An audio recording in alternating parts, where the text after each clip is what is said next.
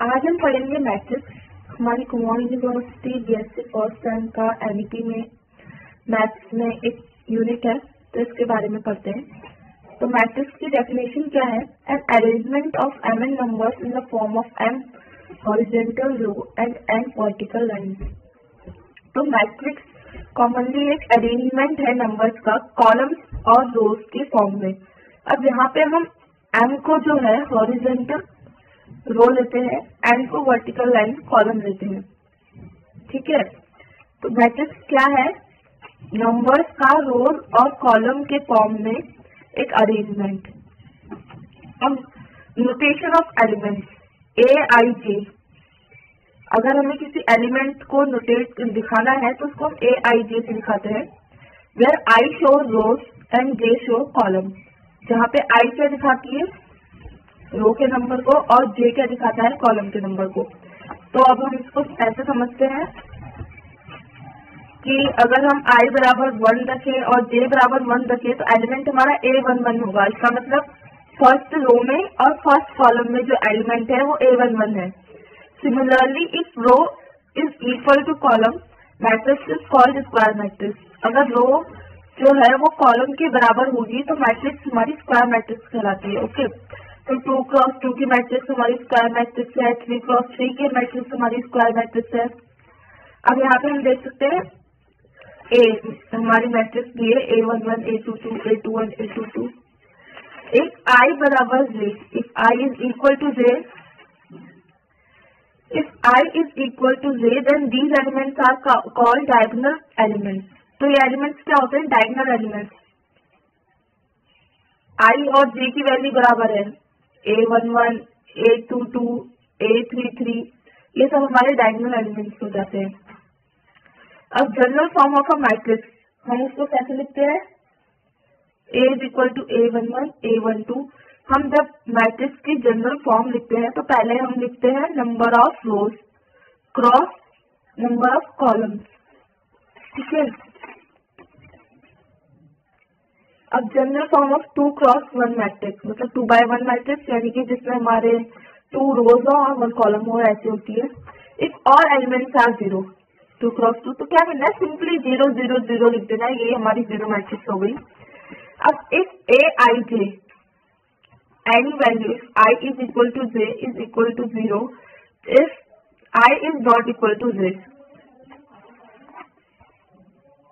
Then A is 2 by 2 is, अगर हमें क्या बोला है कि अगर i बराबर j है तो वहां पे कोई भी वैल्यू होनी चाहिए, लेकिन अगर i j के बराबर नहीं है तो वहां पे 0 होना चाहिए। इस मैट्रिक्स को क्या कहते हैं हम? Diagonal matrix. ये हमारी मैट्रिक्स है। जैसे हमारे जहाँ पे i और j इक्वल नहीं है, यहाँ पे हमारा ये एलिमेंट क्या होगा? a21 second row first column, तो i is not equal to j, तो यहाँ पे हमारा 0 आ गया, तो हमारी डायगोनल मैट्रिक्स है।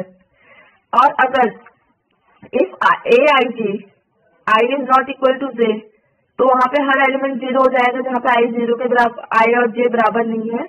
और अगर i और j इक्वल है तो वहां पर 1 हो जाएगा। ये हमारी आइडेंटिटी मैट्रिक्स हो जाएगी।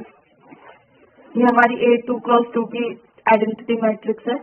अगर if a i j is equal to 0, if i is not equal to j, a if i is equal to j। इसमें क्या होता है? स्केलर और डायगोनल मैट्रिक्स में हमारा क्या डिफरेंस है?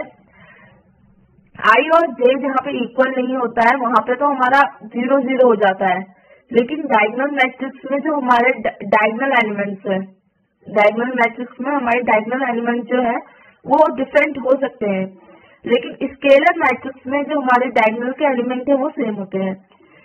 अब लोअर ट्रायंगुलर मैट्रिक्स क्या होता है? लोअर ट्रायंगुलर मैट्रिक्स में ये होता है अगर i is less than j, if i is less than j, then a i j any value i is greater than j। तो a i j की कोई वैल्यू होनी चाहिए अगर i हमारा j से बड़ा है, यानी कि रो हमारे कॉलम के नंबर से बड़ी है।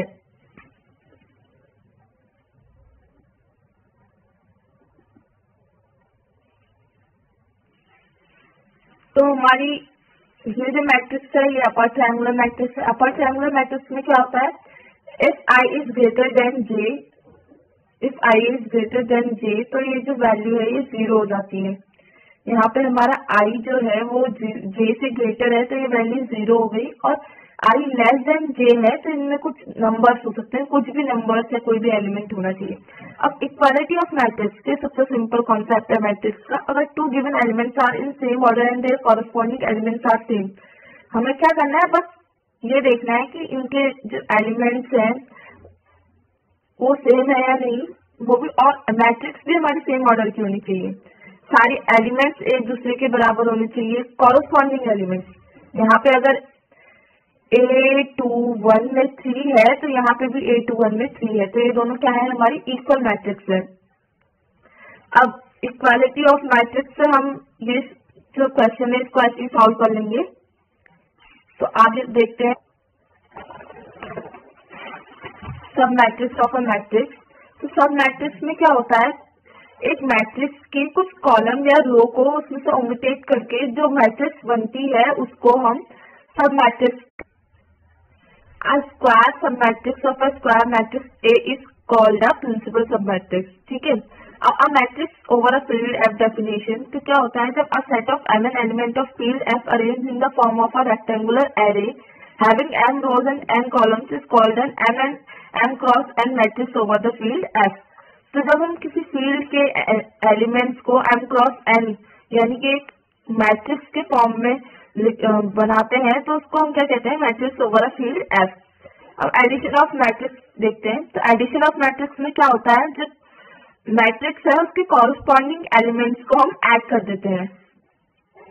और ऐसी सब्ट्रैक्शन ऑफ मैट्रिक्स में क्या होता है, हमारा सब्ट्रैक्शन ऑफ मैट्रिक्स में हमारा होता है कि हम उसका नेगेटिव ऐड कर देते हैं, सिंपली ऐड करेंगे और आगे से माइनस का साइन लगा देंगे। तो the difference a minus b is obtained by subtracting from each element of a the corresponding element of b।